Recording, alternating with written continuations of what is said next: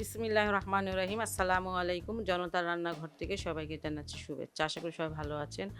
আজকে যে রেসিপিটি করব সেটা হচ্ছে মেক্সিকানের একটা অমলেট। ঠিক আছে? সেজন্য এখানে আমি দিয়ে দিয়েছি কিছুটা তেল আর নিয়েছি এখানে ২৫০ গ্রাম হবে আলু। আলুটা আমি বড় আলু আমি এইভাবে কেটে নিয়েছি যে আমি এখানে দিচ্ছি আপনারা দেখতে পাবেন।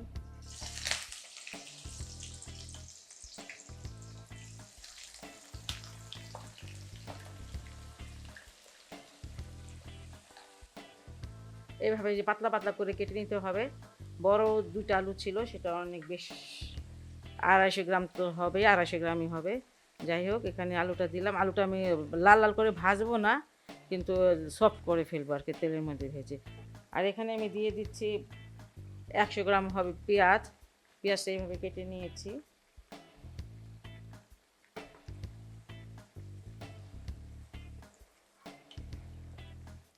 এখানে একটা টমেটো নিয়ে নিয়েছি। টমেটোটা ছোট, ছোট করে কেটে নিয়েছি। বিচিগুলো কিন্তু ফেলে দিয়েছি আমি।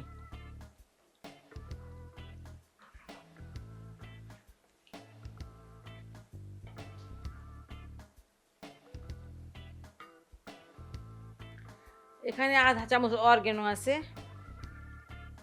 এটা দিয়ে দিচ্ছি।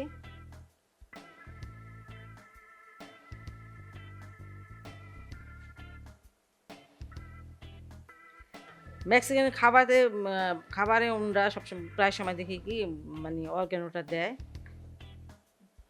সেজন্য অর্গ্যানোটা দেওয়া। আর এখানে ৪ টা কাঁচামরিচ দিয়ে দিচ্ছি। ওনরা তো ঝাল খায় না, কিন্তু আমরা তো ঝাল খাই, খাবো আমরা, এইজন্য এই ঝালটা দিলাম। আপনারা কেউ যদি ঝাল না খান তাহলে দিয়েন না। কিন্তু ঝালটা আমরা মানে ঝাল ছাড়া খেতে পারি না, তাই ঝালটা দিলাম।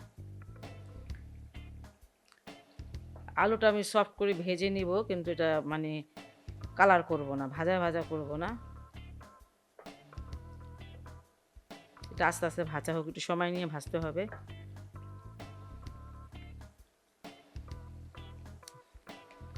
আলুটা নরম হয়ে গেছে আমার, এই যে দেখেন চাপ দিলে একদম নরম।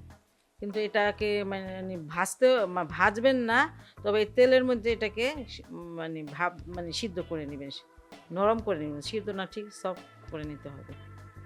আচ্ছা এখন এটা আমি নামিয়ে নিব।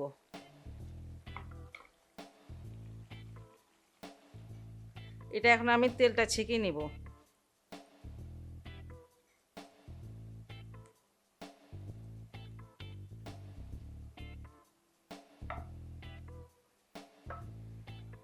তেলটা ছেঁকে নিয়েছি।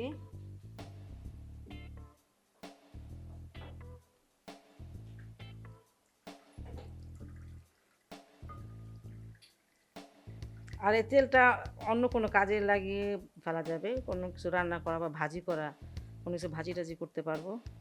এখন আমি এটা এক সাইডে রেখে দিব। এখানে আমি ৬টা ডিম নিয়ে নিয়েছি।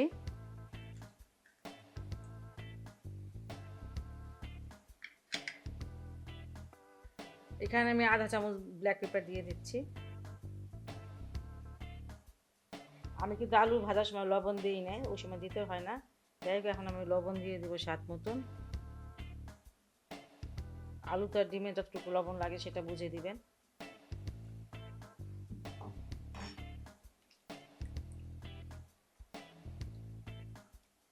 আপনারা একটা হ্যান্ড উইক্স দিয়েও এটাকে ইয়ে করে ফিটিয়ে নিতে পারেন ভালো করে। আমি এটা দিয়ে করলাম।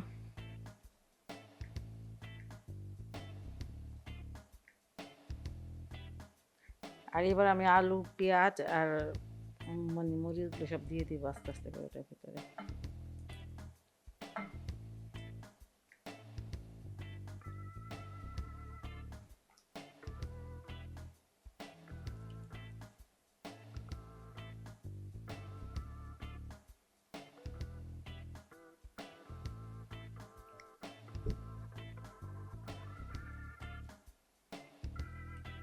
আলুটাকে কিন্তু আমি একটু ঠান্ডা করে নিয়েছি, কারণ গরম, গরম আলুটা যদি দিয়ে দিই তাহলে ডিমটা কিন্তু সিদ্ধ হয়ে যাবে।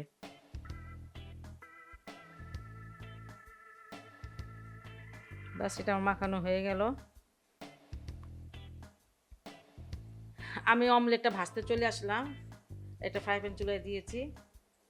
আর দিয়েছি কিছুটা তেল, যে তেলটা আমি মানে ছেঁকে রেখেছিলাম ওখান থেকে কিছুটা তেল দিয়ে দিয়েছি। আর এবার ডিমের মিশ্রণটা দিয়ে দেবো। তেলটা অতিরিক্ত গরম করবেন না, তাহলে হবে কি নিচটা খুব দ্রুত পুড়ে যাবে আর সুন্দরভাবে এটা মানে কুক হবে না আর দেখতেও ভালো লাগবে না।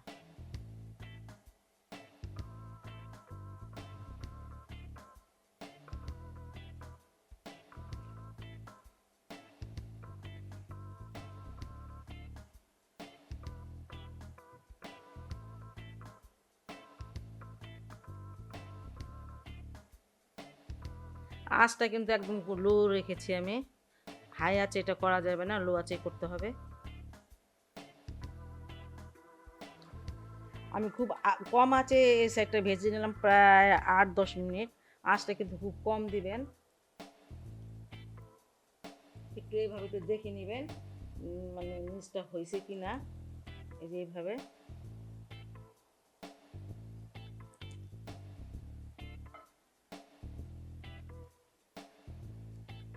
এই যে এবার চুলাটাকে অফ করে এই যে এরকম একটা প্লেট নেবেন। আমি চুলা থেকে সরিয়ে করছি অবশ্য। আচ্ছা, আমি এখন দ্বিতীয় সাইডটা দিয়ে দিচ্ছি আস্তে আস্তে করে, যেটা নিচের থেকে চুলা থেকে আস্তে আস্তে নামাতে হবে, একটু সাবধানে দিবেন।